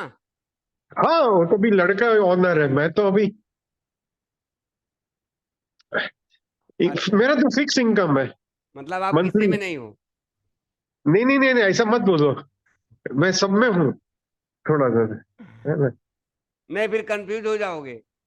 नहीं मैं अभी क्या, लंदन की रेस्टोरेंट इंडिया में काउंट नहीं होती ना। तो इससे क्या हुआ? ना हाँ, नीड्स में हो, ना नीड्स में हो, ना सोल्यूशन प्रोवाइडर, ना क्रिएटर में, तीनों में नहीं हो फिर। मैं घर का ना घाट का कुत्ता।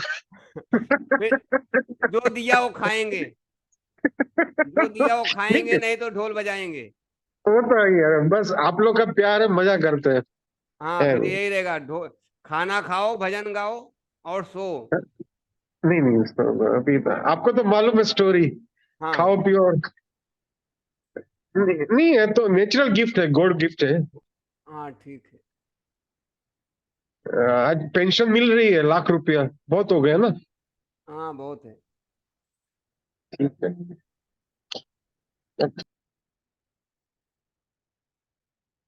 कल्पना मैडम आपने हैंड रेस किया है।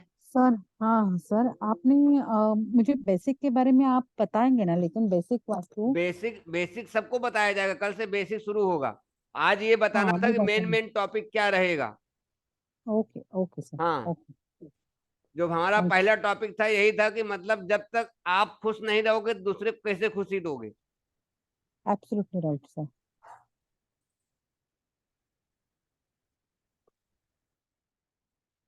ये एस्ट्रोटॉक पे ये भी काम करते हैं ये दोनों। पिंकी मैडम ये भी एस्ट्रोटॉक पे हैं, कल्पना जी।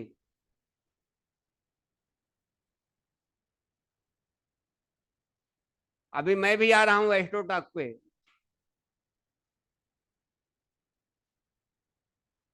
एक तारीख से ज्वाइनिंग है, मैंने ले लिया ज्वाइनिंग।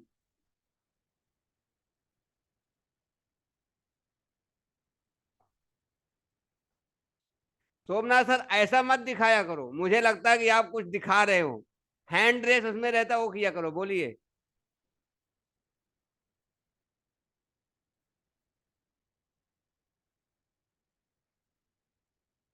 अनम्यूट करिए, क्या बोल रहे हो।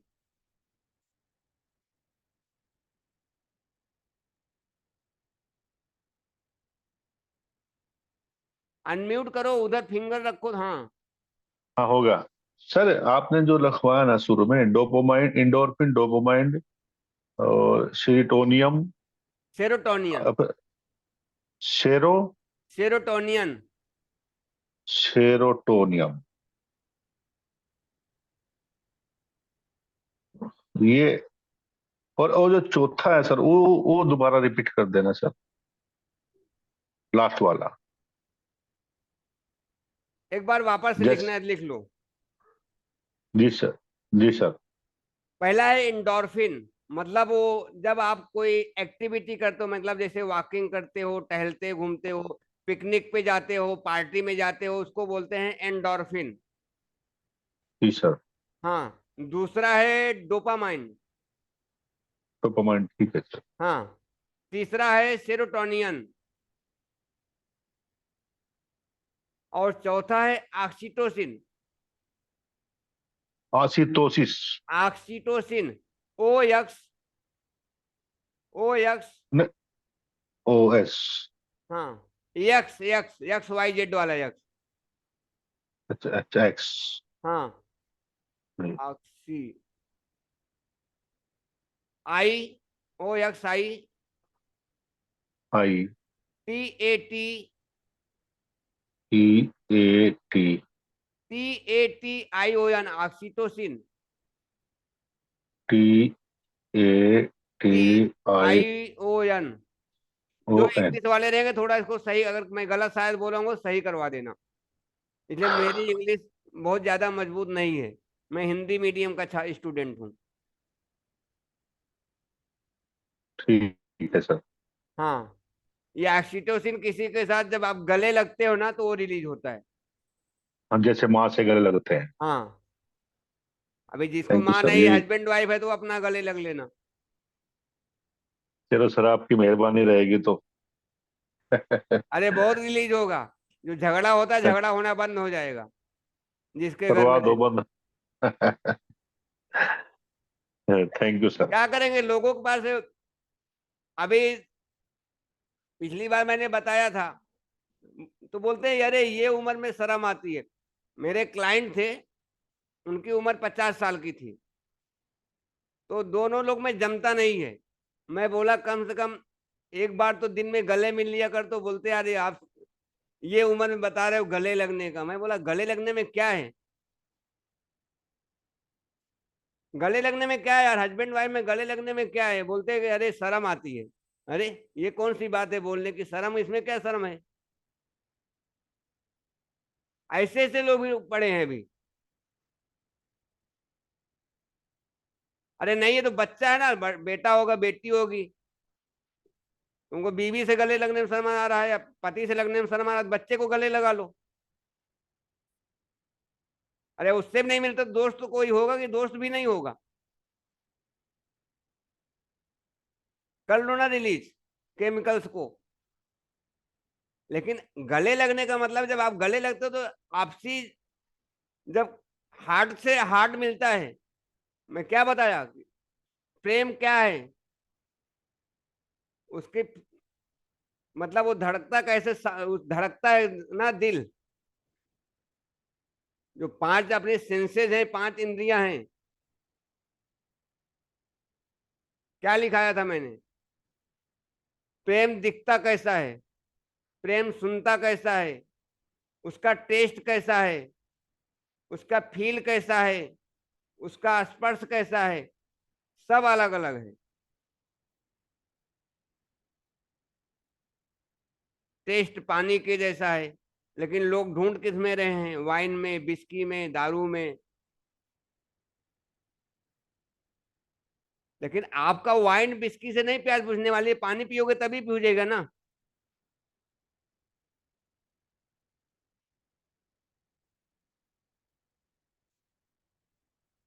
प्रेम सेहत के जैसा है। जैसे मैंने बताया कि जब आपको पेन होगा, दर्द होगा, तभी मालूम पड़ेगा कि मेरे पैर भी है।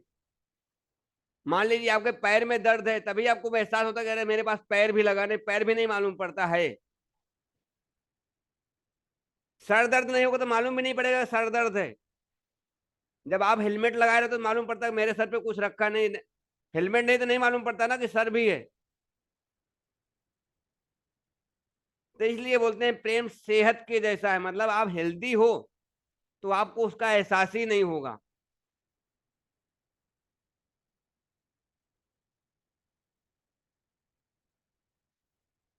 और सुनाई कैसा देता है, दिल की धड़कन के जैसा। कभी दिल की धड़कन सुने हो?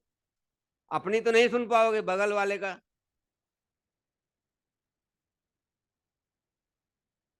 पड़ोसी की बात नहीं कर रहा हूं। खुशबू कैसी है? सांसों की जैसी। अपनी सांस की खुशबू तो ले सकते हो ना, हाथ लगाओगे समझ में आएगा ना कि हाँ सांस आ रही है, जा रही है। दिल की धड़कन बंद, घर वाले भी बोलेंगे रखना नहीं है ज्यादा देर, ले चलो जल्दी, नहीं अभी बांस मारने लगेगा। रखते हैं क्या? रात भी नहीं रुकने देते, लेके चलो जल्दी। इसलिए प्रेम धड़कन की जैसा है, सांसों की जैसा है।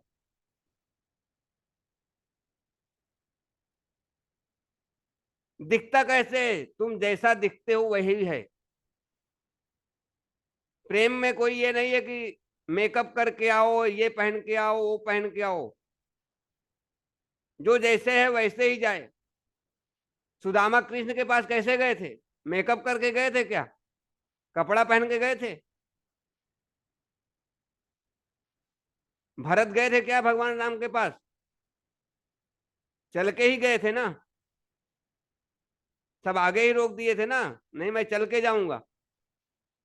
प्रेम उसको बोलते हैं कि आप जैसे ही हो वही प्रेम है। प्रेम के सामने दिखाना नहीं है।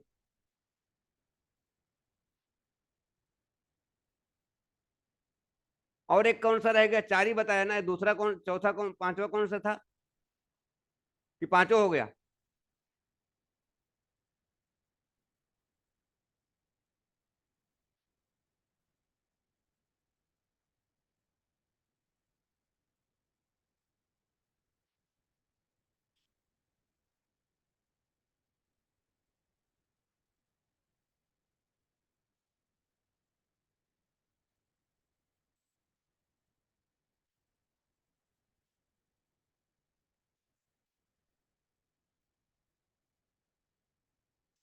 हो गया ना?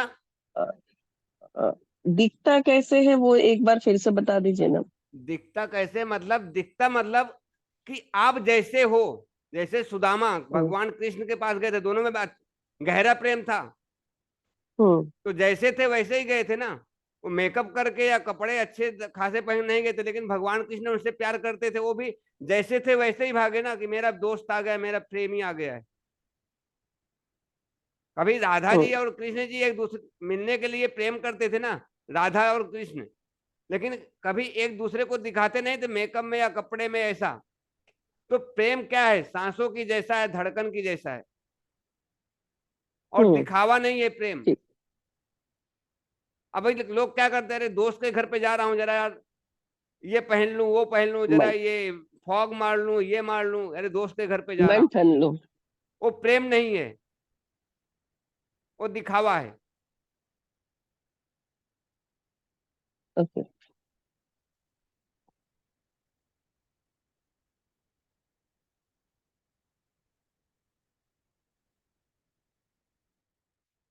जब आप सांख्य दर्शन पढ़ोगे ना, तो सांख्य दर्शन में बहुत अच्छी तरह से बताया गया है ये प्रेम की परिभाषा। इसीलिए प्रेम, सांख्य और योग, इसीलिए सांख्य बोलता है पहले जान लो, योग बोलता है पहचान लो।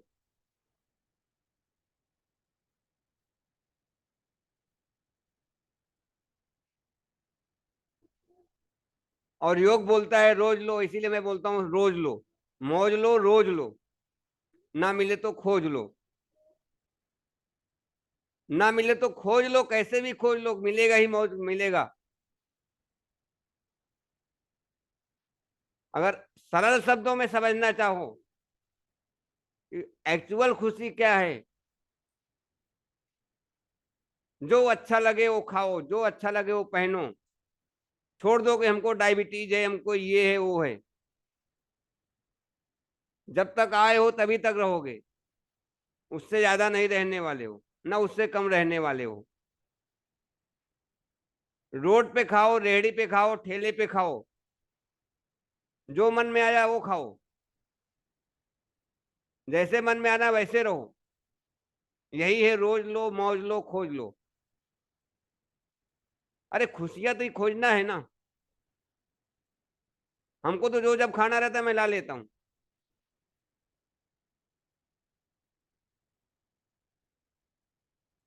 इसलिए कि जब अगर मैं ही नहीं करूंगा मैं आपको क्या बताऊंगा।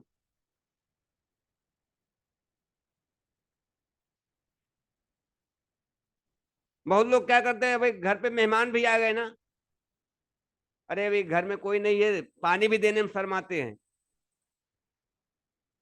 अरे किसी को पानी देने में क्या शर्म, आया है ठीक है, पानी पिलाओ, तुम भी पियो, साथ में मौज लो ना। अभी सब मौज किसमें लेते हैं, रील्स देखने में मौज लेते हैं। बनी बनाई रील मौज है वो। मौज लेना है खुद में लो।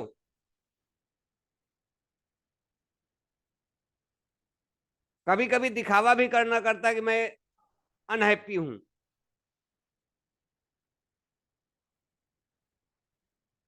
लेकिन लोग नाटक करते हैं दिखाने की मैं बहुत खुश हूं। बाहर खुश रहते हैं, घर पे आने पे मालूम पड़ता है किसी ने बहुत बड़ा बोझ डाल दिया है ऊपर, वो है दिखावा। लेकिन अगर ढूंढोगे तो 5% ऐसा मिलेंगे जो हमेशा खुश रहते होंगे, जैसे घर पे वैसे बाहर। जॉब में है, अरे बॉस ने ये बोला, उसने ये बोला, उसने ये बोला, आज बहुत टेंशन है, काम का प्रेशर है, इसका टेंशन है। मैं सीधा बोलता हूँ, आप जो भी काम करते हो अगर मौज में काम करोगे तो आपको थकावट ही नहीं लगेगी, कितना भी फरुआ चला के आ जाओ, कितना भी मेहनत करके आ जाओ, थकावट ही नहीं लगेगी। एक टाइम पे मैं 18 घंटा 20 घंटा काम किया हूँ मुंबई में ही, लेकिन मुझे थकावट नहीं महसूस हुई, क्योंकि मैं मौज में रहता था। महानगर पालिका में गाड़ी चलाता था 2010 के पहले, बीएमसी की गाड़ी, नाइट ड्यूटी, और दोपहर में डे ड्यूटी करता था, पर मौज में रहता था, मुझे टेंशन नहीं रहता था। जब आप मौज में रहोगे तो प्रॉब्लम्स नहीं आएगी।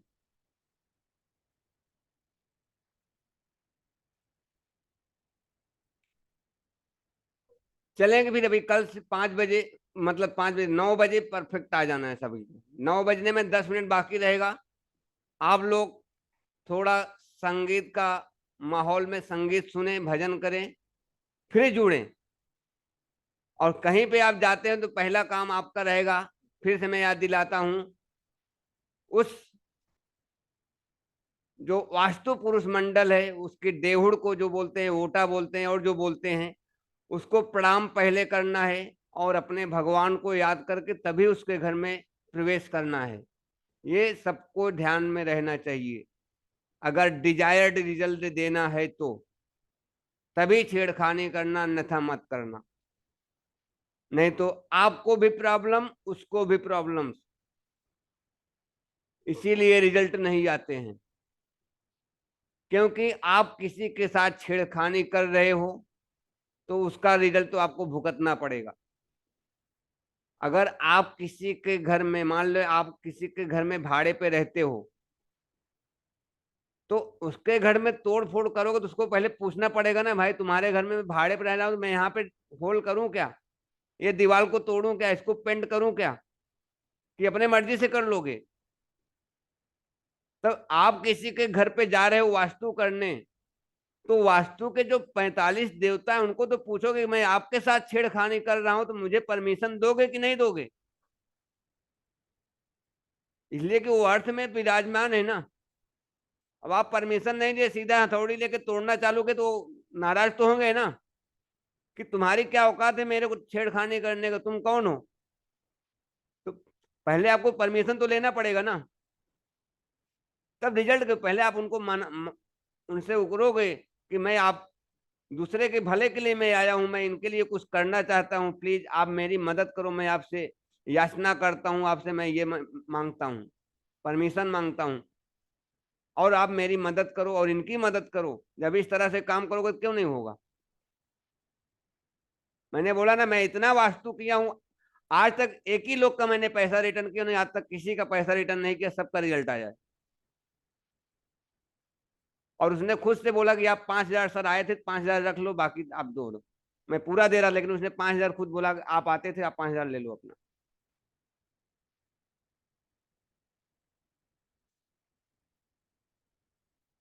बाकी कोई आज तक मुझको नहीं बोला कि आपका किया काम का रिजल्ट नहीं आया। आज जिसका पत्री भी देखा हूं, पत्री की भी गारंटी लेके रिजल्ट दिया हूं। अभी वही एस्ट्रोटॉक में भी होने वाला है। चले अभी सबको। कल्पना मैडम ने उस दिन बोला आप ज्वाइन कर लो, मैंने ज्वाइन कर लिया। कल्पना मैडम लगता है सो गई बच्चे के साथ। चलिए सभी को जय श्री राम, राधे राधे, गुड नाइट।